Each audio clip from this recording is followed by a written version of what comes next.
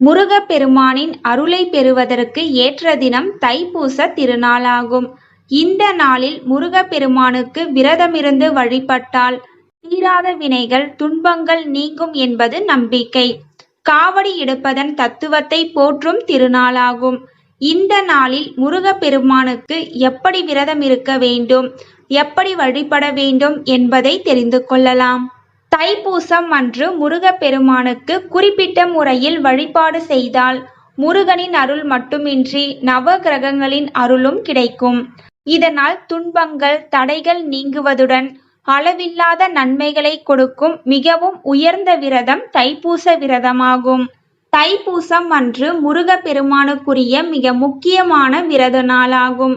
தை மாதத்தில் பௌர்ணமி திதியும் பூசம் நட்சத்திரமும் இணைந்து வரும் நாளிலேயே தைப்பூசம் விழா கொண்டாடப்பட்டு வருகிறது. தைப்பூசத்தில் முருகப்பெருமானுக்கு விரதமிருந்து வழிபட்டால் வேண்டிய வரங்கள் கிடைக்கும், நினைத்தது நடக்கும் என்பது நம்பிக்கை. அதேபோல் தைப்பூசத்தில் முருகனுக்கு விரதமிருந்து வழிபட்டால் தீராத பிரச்சனைகளும் தீரும் என சொல்லப்படுகிறது. இதனால் லட்சக்கணக்கான பக்தர்கள் தைப்பூசம் அன்று விரதம் கடைபிடிப்பது வழக்கம். முருகப்பெருமானின் தீவிர பக்தர்கள் தைப்பூசத்திற்காக 48 நாட்கள் விரதமிருந்து வருகின்றனர். தைப்பூசம் விரதம் இருக்கும் முறை. தைப்பூசம் இந்த ஆண்டு பிப்ரவரி 11ஆம் தேதி செவ்வாய்க்கிழமையன்று வருகிறது. இந்த நாளில் அதிகாலையில் எழுந்து குளித்துவிட்டு வீட்டில் விளக்கேற்றி வைத்து முருகனை வழிபட்டு விரதத்தை துவங்கிவிட வேண்டும். அருகில் இருக்கும் முருகன் கோவிலுக்கு சென்று விளக்கேற்றி முருகப்பெருமான் சன்னதியை 6 முறை சுற்றி வந்து வழிபட வேண்டும். முருகன் சன்னதியில் அமர்ந்து முருகனின் சடாசர மந்திரமான ஓம் சரவண பவ என்னும் மந்திரத்தை 108 முறை கண்களை மூடி மனதில் முருகனை நினைத்து உச்சரிக்க வேண்டும். பிறகு நம்முடைய வேண்டுதலை சொல்லி முருகனிடம் வேண்டிக் கொள்ள வேண்டும். மாலையில் வீட்டில் விளக்கேற்றி முருகனை வழிபட்டு விரதத்தை நிறைவு செய்ய வேண்டும். வீட்டிலேயே விரதம் இருக்கும் முறை. கோவிலுக்கு செல்ல முடியாதவர்கள் வீட்டிலேயே விரதம் இருக்கலாம்.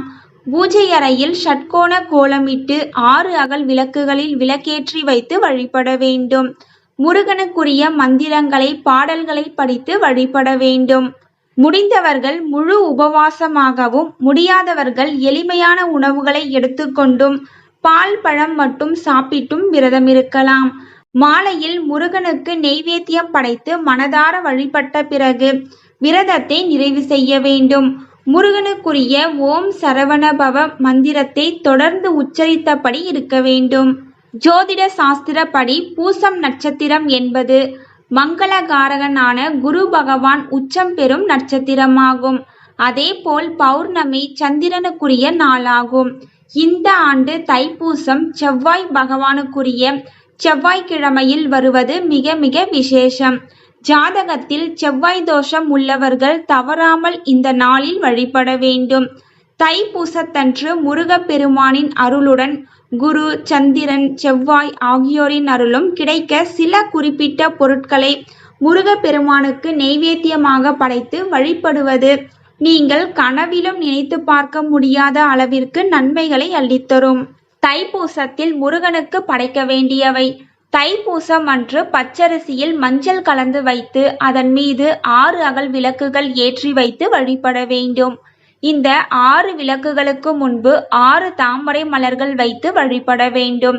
முருகப்பெருமானுக்கு சர்க்கரை பொங்கலுடன் கருப்பு கொண்டை கடலை சுண்டல் செய்து நெய்வேத்தியமாக படைக்க வேண்டும். அதேபோல் முருகப்பெருமானுக்கு செவ்வரளி மாலை சூட்டுவதும் செவ்வரளி மலர்களால் அர்ச்சனை செய்து வழிபடுவதும் மிக மிக சிறப்பானதாகும். இப்படி வழிபடுவதால் முருகன், சந்திரன், குரு பகவான் ஆகியோரின் அருளை பெற முடியும். இதனால் செவ்வாய் தோஷம் நீங்குவதுடன் செவ்வாய் பகவானின் அருளால் வீடு, சொத்து, வாகனம் வாங்கும் யோகமும் ஏற்படும். தேங்க்யூ ஃபார் வாட்சிங்.